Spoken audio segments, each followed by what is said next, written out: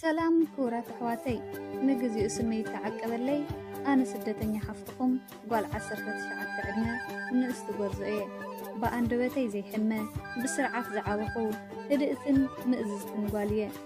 ይኹን ዳ እምበር ኣብ ትምህርቲ 10 ክፍሊ ውፅኢተይ ጽቡቕ ነጥቢ ስለ ዘየምጻእኹ ናብ ዝቕፅል ደረጃ ስለ ዘይሓለፍኩን ምስ መሓዙተይ ተማኺረ ኣብ ህይወተይ ዓብዪ ስሕተት ወሰንኩ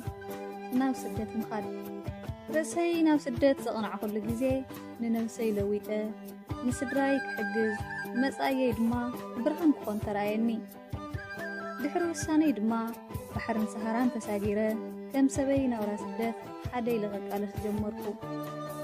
ስራሕ ኣተይ ድማ ህይወተይ ብፕሮግራም ክመርሕ ኣለኒ ብዝብል ሓሳብ ብዙሕ ትልምታት ኣውፂአ ሕልምታተይ ክሳኽዕ ኣብ ቦታ ዓጠቕኩ ህይወተይ ኣብ ስደት መሪርን ተሪርን ዋላ እኳ እንተኾነ ኣነ ግን ብሳላ ደጀነይ ሕድሕድ መዓልቲ ብተስፋኤ ዘሕልፎ ነይረ ደጀነይ እቲ ናይ ልበይ ሰብ ኣብ ሓጎሰይ ኣብ ሓዘነይ ኣብ ጸገመይ ዘይፍለየኒ እንኮ ዘይድገም ፍቃርየይ ደጀነይ ንዓይሉ ዝፈጠሮ ኣምላኽ ፍሉይ ህያበ እዩ ናይ ሓጎሰይን ክምስታይን ምኽንያት ዝኾነ ወዲ ኣብ ጎነይ ክሳዕ ዘሎ ዝኾነ ጸገምን ፈተናን ኣየንበርክኸንን ኢለ እየ ዝኣምን ግን ከዓ ሃልሃል ዝብል ፍቕሪ ኣብ ልብኻ ሒዝካ ብኣካል ዘይትረኾ ዓርሱ ዝኸኣለ ከቢድ ፈተና እዩ ፍቕሪ ማዕዶ ማዕዶ ንብዓት ናፍቖት መዓልታዊ ቀለወ እዩ ቃላቱ ግን መመሊሶም ልዕሊ ማንም ጠንካራ ክኾን ይገብሩኒ ኣጆኸ ህያበይ ኣብዚ ሓፀረ ግዜ ክንራኸብ ኢና እቲ ንዓመታት ኣብ ልብና ዝሃነፅናዮ ፍቕሪ ድማ ብወግዒ ተፃኒድና ሕልምና ንግህደሉ መዓልቲ ቀረባ እዩ ኣጆኸ ይብለኒ ነበረ ሕድሕድ ቃላቱ ኣብ ልበይ ወርቃዊ ቦታ ኣለዎም ብሉፅ መምህር ብሉፅ ዓርኪ ብሉፅ ሰብኣይ እዩ ንዓይ ግልፅነት ተኣማንነት ለዋህነትን ተገዳስነትን ዝወነነ ሕሩይ ኣብ ልበይ ዝሰፈረ ኣዳም ንግስተይ እናበለ ፍቕሩ እንትገልጸለይ ውሽጠይ ብሓጎስ ብሰማይ እዩ ዝዕረብ መዓልታዊ ፍቕርና ነስተመቕሮ ብምድውዋል እዩ ድምፂ ከይሰማዕኹ ክሓድር ይኹን ክውዕል ኣይክእልን ወላ እውን ኣብ መንጎ ስራሕ ገለ ክፍተት ሰዓት እንተረኺበ ካሊእ ኣይሓስብን ክረኽቦ ጥራሕ እየ ዝደሊ እቲ ኩሉና ብሃንቀውታ ንጽበዮ መዓልቲ ምርኻብና እውን እናቐረበ እዩ ምፍልላይና ኸብቅዕ ፍቕርና ክፈሪ ሕልምና ክገሃድ መዓልቱ እናሓፀረ ይመጽእ ኣሎ እታ ብሃንቀውታ ንጽበያ መራኸቢትና መዓልቲ ከይበጽሐት ድማ ሓደ ክስተት ተፈጠረ ንምእማን ዘጸግም ጓል ምዃነይ ድማ ዝጸላእ ኩሉ ግዜ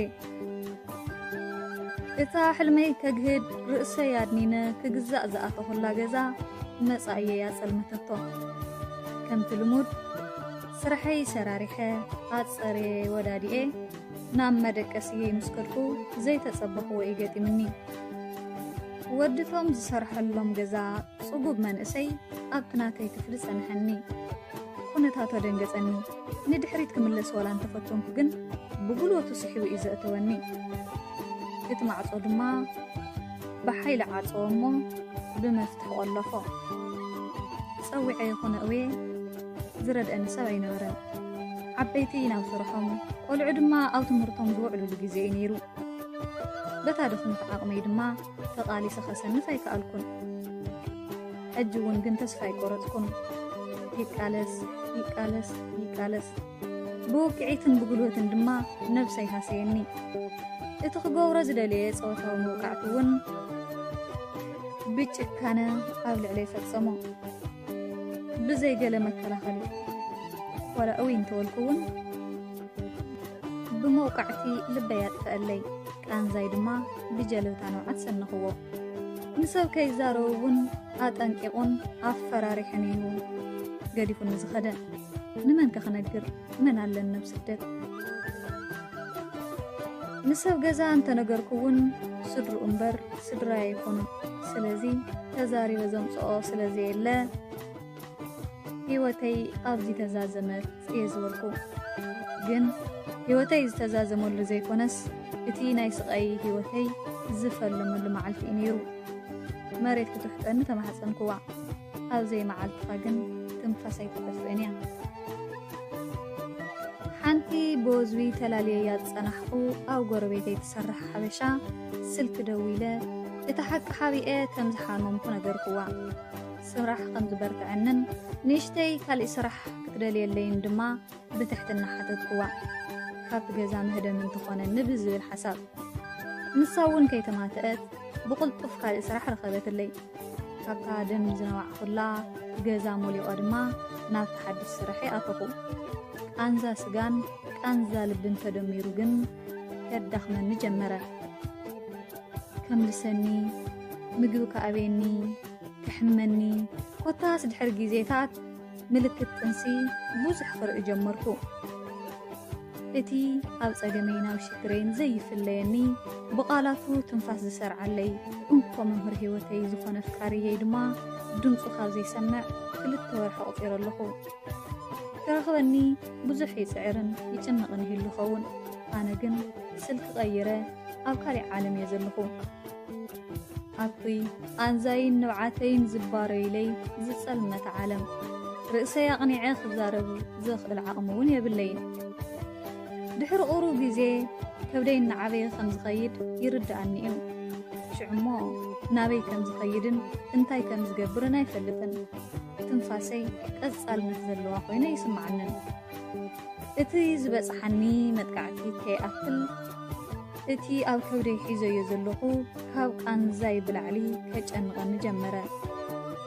بمرحاني درسليدي سرحي صغيلة خطل يبل ويس عدي أتي وردت صدراي تسكيمة بزيبو وليد خعبيو